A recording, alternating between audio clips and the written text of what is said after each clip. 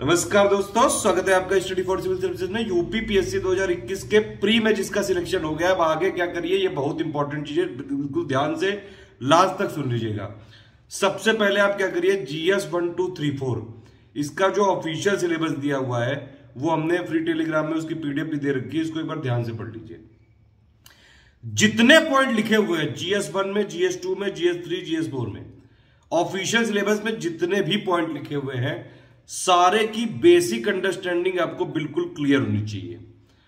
Basic understanding मतलब कि आप उसको समझते हो और उनको अपने शब्दों में जाके एग्जाम में अगर डायरेक्टली कोई पॉइंट आ जाए तो लिख सकें।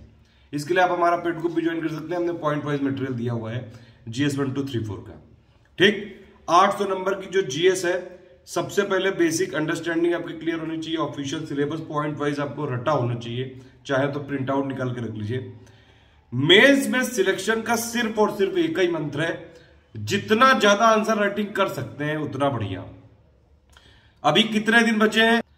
देखिए 55 दिन के आसपास बचे हुए हैं। अभी बहुत हो सकता है, बहुत कुछ उखाड़ा जा सकता है अभी भी। मेंस में भी GS 1 2 3 4 के लिए अगर आप फ्री वाले हमारे इनिशिएटिव का लाभ लेना चाहते हैं, हमने एक प्लेलिस्ट बनाई है, उसमें कुछ स्टैटिक टॉपिक के वीडियो दिए हुए हैं, उसको मैं डिस्क्रिप्शन में डाल दूंगा अभी थोड़ी देर बाद, उसको देख लीजिएगा आप। ठीक, और हो सके तो आप जितना आंसर राइटिंग कर सकते हैं करिए। ऑफिशियल सिलेबस के स्टैटिक जो पॉइंट लिखे हुए हैं इनको पढ़ना जरूरी है, इनकी बेसिक अंडरस्टैंडिंग जरूरी है, प्लस इससे रिलेटेड जो करंट अफेयर के पॉइंट है। आजकल 2018, 19, 20 का अगर आप मेंस का पेपर की एनालिसिस करेंगे तो ये किस तरह से क्वेश्चन पूछने लगे हैं कि जो ऑफिशियली लिखा हुआ है स्टैटिक पॉइंट डायरेक्टली भी उससे क्वेश्चन आ सकता है, या फिर उससे रिलेटेड कोई करंट अफेयर अगर चर्चा में चल रहा है तो वो भी आ सकता है। 1-1.5 साल का आप करंट अफेयर पढ़िए लेटेस्ट में। 28 जनवरी 2022 को पेपर है मेंस वाला, तो आप अगर ये कर सकते हैं करीबन कम से कम 1 जनवरी 2021 से करंट अफेयर कम से कम जरूर पढ़िए। कई सारी जो इवेंट है कंटिन्यूटी में चलती है कि पहले कुछ हो गया अपडेट, फिर कुछ हो गया, फिर कुछ हो गया। इस तरह से आपको ओवरऑल उसकी 360 डिग्री एनालिसिस पता होनी चाहिए। कोई पॉलिटिकल व्यू नहीं, न्यूट्रल पॉइंट ऑफ व्यू से इशू क्या था, क्यों है, कितना है, कैसे है, कौन क्या है, प्रो क्या है, क्या वे फॉरवर्ड है, लेटेस्ट में क्या गवर्नमेंट स्कीम चल रही है, सारी चीजों की क्लियरिटी, बेसिक अंडरस्टैंडिंग जरूरी है स्टैटिक पॉइंट की, प्लस उसके साथ करंट अफेयर का यहां पे तड़का भी जरूरी है। मतलब दोनों को साथ साथ रखना है। जो पॉइंट लिखे हैं उसका करंट में क्या चल रहा है ये भी पता होना चाहिए, और लगातार आंसर राइटिंग करनी ही पड़ेगी, और कोई चारा है नहीं। डेली का करीबन 10-12 घंटे का शेड्यूल बनाइए। ठीक है, इसमें GS 1 2 3 4 के 800 नंबर है। डेली कम से कम 3-4 घंटे तो यहां पे आंसर राइटिंग पे दीजिए कम से कम, और उसके अलावा बेसिक अंडरस्टैंडिंग सारे सब्जेक्ट की जरूर क्लियर करिए। GS 1 2 3 4 की 150 नंबर की हिंदी आती है। हिंदी के लिए हमारे पेड ग्रुप में सपोर्ट रहेगा, अगर आप पेड ग्रुप में आते हैं तो। हिंदी के लिए हमने एक PDF रिलीज करी है, कंप्लीट है, कॉम्प्रिहेंसिव है, उस पर वीडियो बनवा देंगे आप लोग। वाला पहले वाला वीडियो जो हमने हिंदी के लिए दिया गया है, UPPSC मेंस हिंदी के लिए पूरी प्लेलिस्ट भी बनी है, आप उसको भी देख के पूरा कर सकते हैं। नए सिरे से हम उसका वीडियो बनवा रहे हैं, हालांकि कोई ऐसा अपडेट नहीं है। आप वाली प्लेलिस्ट हिंदी की जाइए, उसमें सारे एक पापा वीडियो दिया गया, बस उतना भी पढ़ लेंगे, हिंदी वाला सेक्शन आपका पूरा कवर हो जाएगा। उससे हिंदी में भी प्रैक्टिस करनी पड़ेगी लिखने की, जो लोग इंग्लिश मीडियम वाले हैं, प्लस उसके 6 पॉइंट के सिलेबस है तो थोड़ा सा देखना पड़ेगा। 3-4-5 तरीके के पत्र लेखन आते हैं, गद्यांश से जो है आपको आंसर निकालना आता है, प्रेसी राइटिंग आती है, और प्लस ये उपसर्ग प्रत्यय वाला ये सब भी कुछ कुछ आता है। प्लेलिस्ट से देख लीजिए या पापा वीडियो देख लीजिए, हो जाएगा कवर। ऐसे के लिए आपको 3 टाइप के ऐसे लिखने पड़ेंगे 700-700 नंबर के। ऐसे का मतलब ये निबंध, वहां कोई बंधन ही नहीं है। अगर आप GS की आंसर राइटिंग कर रहे हो तो इसका फायदा जरूर ऐसे भी मिलेगा। बस यहाँ पे 200 और 125 वर्ड में लिखना है, वहां पे 700 वर्ड में लिखना पड़ेगा, तो उसको और कॉम्प्रिहेंसिव करके कर लीजिएगा। 3-4 ऐसे जरूर लिख के जाइएगा। ऐसे के कुछ टॉपिक्स मैं बता दूंगा कि मोस्ट इंपॉर्टेंट कौन कौन से टॉपिक्स पे, सारा बिल्कुल 360 degree analysis, neutral point of view से सब कुछ उस टॉपिक के बारे में पता होना चाहिए। पूरा मतलब आपका कच्चा चिट्ठा आप उस टॉपिक का खोल सको, ऐसा होना चाहिए। हिस्ट्री में क्या था, क्या है, कब है, क्यों है, किस लिए है, अभी लेटेस्ट में क्या चल रहा है, करंट क्या चल रहा है, सरकार की तरफ से क्या रिकमेंडेशन है, आप क्या सोचते हैं, वे फॉरवर्ड क्या होना चाहिए, कंक्लूजन क्या होना चाहिए, इंट्रो कैसे करेंगे, कोई और लाइन जोड़ सकते हैं आप उसमें, प्लस बीच बीच में फ्लो चार्ट उसमें घुसेड़ सकते हैं। ये सारी चीजें ये वाली चीजें आप आंसर राइटिंग में भी जब GS 1 2 3 4 की करिए तो उसमें भी करिए। देखिए एक चीज मैं आपको बताता हूं, ये चीज कई यहाँ पे यूपीपीएससी में ऐसे केसेस हुए हैं पहले कि इंग्लिश मीडियम वालों की कॉपी हिंदी वाले चेक कर देते थे या फिर हिंदी वालों की इंग्लिश वाली कर देते थे।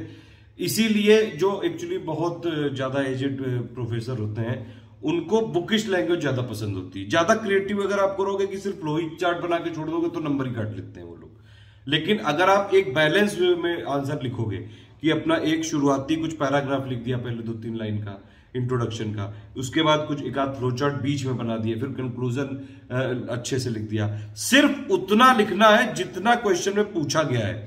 ज्यादा लिबिर लिबिर मत करिए, अदरवाइज वो हौक देंगे आपको वो टीचर मेंस में, फिर वो नंबर नहीं मिल पाएगा। तो इसीलिए जितना पूछा गया है मेंस के क्वेश्चन में सिर्फ उतना टू द पॉइंट लिखने की कोशिश करिए।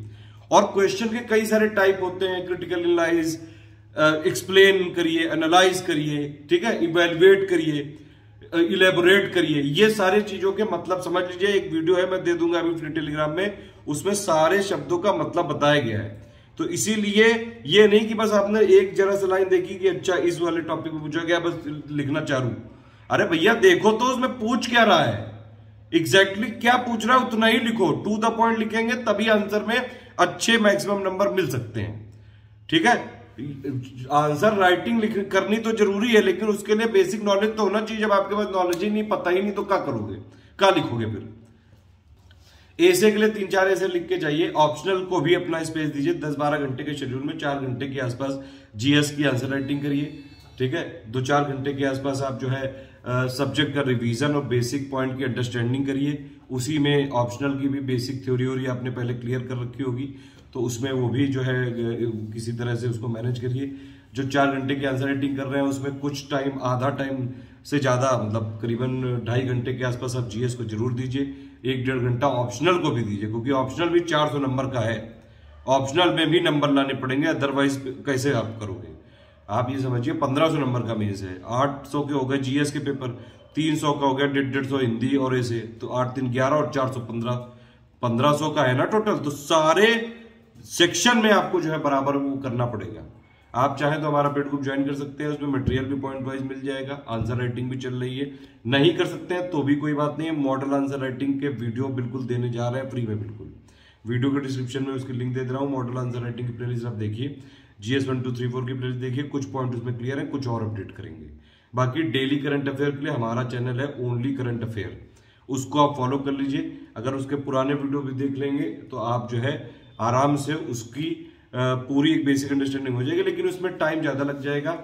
मैं एक काम ये कर सकता हूं कि जो डेली वहां पे वीडियो दिए गए उनका मंथली कंपाइलेशन करके दे सकता हूं फ्री वाले टेलीग्राम में, लेकिन उसके लिए इस वाले वीडियो पे कम से कम 30,000 लाइक चाहिए। अगर 30,000 लाइक कर दिए तो डिटेल्ड जो करंट अफेयर की monthly PDF study for civil services की, वो आपको 1 जनवरी मतलब जनवरी 2021 से लेके अभी तक की दे देंगे। ऐसे कैसे लिखें इसके लिए भी एक मैंने वीडियो बनाया है, आप इसको देख लीजिएगा। प्रीवियस ईयर क्वेश्चन ऐसे के, जीएस के और हिंदी के हमने टेलीग्राम में दिए हुए हैं, उनकी भी लिंक दे दूंगा यहाँ पे वीडियो के डिस्क्रिप्शन में, थोड़ी देर बाद अपलोड हो जाएगा, ठीक है। और कोई भी फीडबैक या फिर कोई कमेंट या कोई सपोर्ट चाहिए तो प्लीज कमेंट करके बताइए। एक और चीज है, यूपी स्पेशल को जरूर देखना, GS 1 और 2 और 3 में है। पिछले सालों में भी क्वेश्चन आए हैं जी उसके यूपी स्पेशल के, हालांकि बहुत ज्यादा वेटेज नहीं था, 5-6% का वेटेज था सिर्फ इस बार। लेकिन लेटेस्ट ट्रेंड के हिसाब से मुझे लग रहा है यूपी स्पेशल में अच्छा खासा वेटेज रहेगा। GS 1 2 3 में कम से कम 10-15% तो वेटेज रहेगा जरूर, मतलब पिछली बार से ज्यादा क्वेश्चन आ सकते हैं। तो थोड़ा ध्यान से करिएगा। मेंस में हमने UP special most expected question mains के लिए हमने पेड ग्रुप में दे दिया है। अगर आप पेड ग्रुप में हैं तो आपको मिल गया होगा, नहीं भी है तो उसका वीडियो आपको बहुत जल्द मिल जाएगा।